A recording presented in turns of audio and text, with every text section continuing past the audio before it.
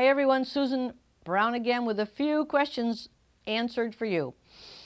These questions are about the weighted vest. Those of you that follow my work and the Center for Better Bones know we're very fond of exercise, we're very fond of loading the bones, and wearing a weighted vest makes every step have greater impact, so you get more stimulus to the hip and a little more weight for the spine to carry. This question from Vinay is, would this help, the weighted vest, in my left femur, neck, and spine?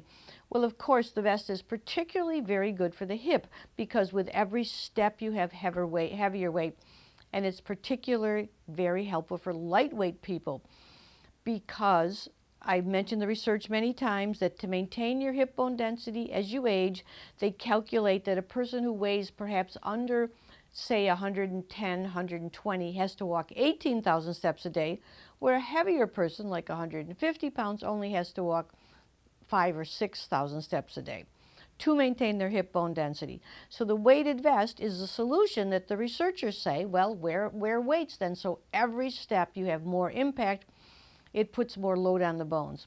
So yeah, Vinay, give the vest a try. Now Tuna writes a question too. She says that she doesn't sweat, so she's worried about that an additional weight would be a problem.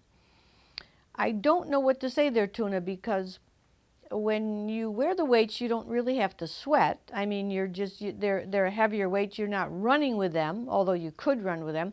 So it doesn't really cause you to sweat a whole lot more. You do tend to overheat, so maybe you would wear light clothes, or you might do it at a time of day when it's not too hot. Like if you lived in Florida or someplace hot, it might be hard to use that vest because it might overheat you certain times of the year, but try to find the cool parts of the day. I don't think that it's a problem that you sweat very little, but you want to find a cool time of day to do it. This Marcia writes, I tried a similar vest to this one last year, but it bothered her mastectomy. It pulled on the new artificial breast, so of course that's not the kind of thing you could do. We have a vest that's developed in the U.S. that doesn't have weights on the breast, but you certainly don't want to pull on the breast. In fact, I don't like to see people put weights on the breast.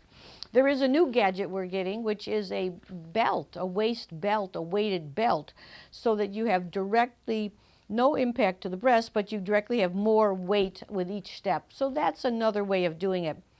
I like the vest because it causes all your posture to kind of develop a strong back too, but there's going to be soon a weighted belt, which could help you, Barbara, perhaps with your situation. Couple questions on bone mineral density. One of them, this is a woman, Sue, I'm 70, you've got a T-score of minus 2.5. Her Z-score is only 0.5, so she's not so different than people her own age, although she's different than young people. And she says it makes sense because she's older, she should have a lower hip bone density. Well, that's really true. Her neck, the neck of the hip, however, the T-score is minus 4, so she has a bone density that's much lower than young people, but her Z-score is minus 2.4. Now here's the important thing there, Sue. When the Z-score gets to be minus 2 or more, and you were minus 2.4, that means your bone density is much lower than people your own age.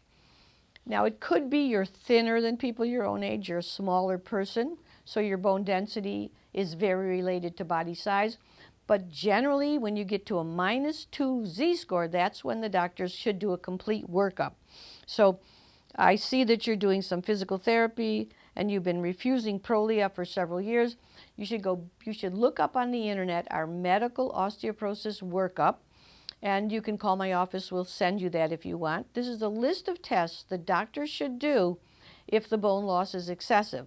Now, I'm suggesting that if your Z-score is minus 2.4, your bone loss is probably excessive, and so you should go get this workup and see if the doctors can discover a cause for it.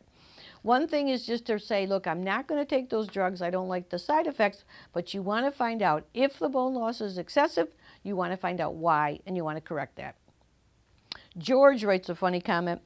He's thinking about these bone density tests and says, should a 5-foot, 100-pound woman who is 70-year-olds have the same bone density as a 6-foot, 160-pound man? And of course, this isn't true. It does make sense. He said if the body's smart enough to regulate itself, it can certainly make bone density to fit the size of the person. And that's really true. A heavier person will have bigger bones.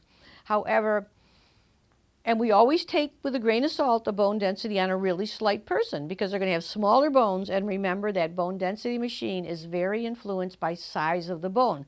Smaller bone people get smaller readings. However, George and everyone, we don't want to see anybody to keep losing bone at an excessive rate. An excessive rate is probably anything more than 0.5 to 1% a year. Except around menopause, women can lose 2% a year and quite a bit. We always want to try to get that bone stable, although remember, the average person is going to lose 45% of their muscle, 45% of their bone as they move from 35 to 85 and 90. So we want to try to control that bone loss as much as possible. Here at the Center for Better Bones, we really stress stabilizing bone, building bone with our comprehensive program of lifestyle, exercise, nutrition, and alkaline diet. 6 important steps. You'll see our favorite logo here describing that it's not just one thing, but it's many steps to the program. So I wish you all lifelong bone health. We'll be answering your questions as we go along. Stay strong, and we'll talk to you soon.